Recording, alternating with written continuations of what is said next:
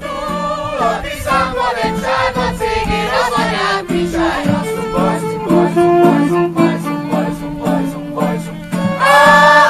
Annak van egy másik apád, töke ott kártyázik.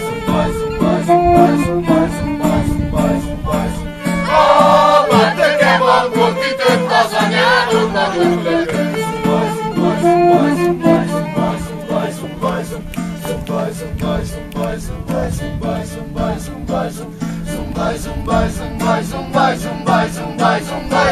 Túl a Tiszán szépen át, a jó természet van a lányban.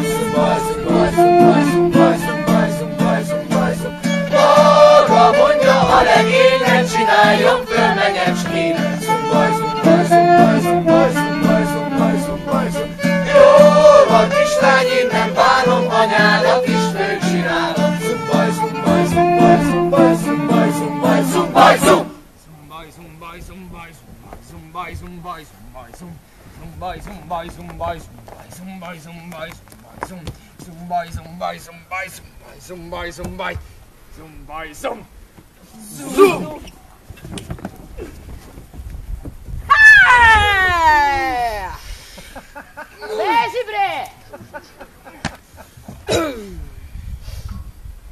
No, közismert tény, hogy a vajdasági községekben negatív a természetes szaporulat. Melyik betűt nem érted? Mondom, negatív. A településeken idősödik a korosztatétel. Sok az öreg, hallják? A népszaporulat mutatói meg már bizony, hogy húzamosabb ideje a nulla alatt vannak. Azaz, hogy, na most úgy mondom, hogy a hülye is értse, nem érik el a naturális reprodukcióhoz szükséges szintet. A tartomány lélekszáma csökken. Évente 18-20 ezer gyerek gyűn a világra, azt ugyanekkor az elhalálozások száma meg évente 30 000 körül alakul. Most nézzék ezt a másfél porontyot itt az első sorban, hogy maradjon így fönn a nép.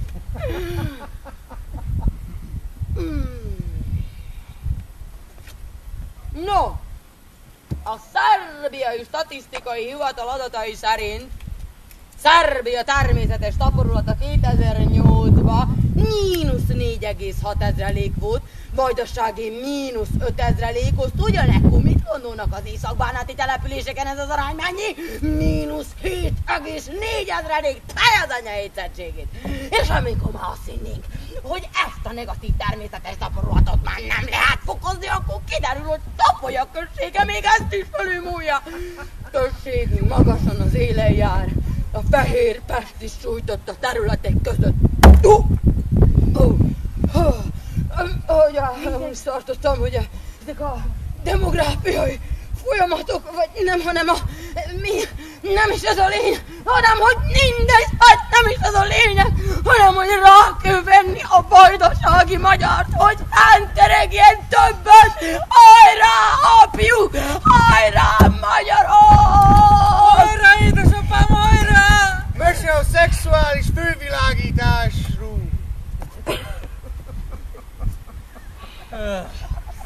Hajrá, édesapám, hajrá, hajrá! Ne hajrázza itt, nekem nem ugrál! Tartja rendesen ezt a pilácsot! Na most akkor taszajtasz, hogy a gyerekkel beszélget. Taszajtalak is, meg a gyerekkel is beszélgetek! Ha valonnan meg kell tanulja. Sára már ideges, 2 hete, hogy elvette, az semmi. Holott nagyon szülne már a Sára.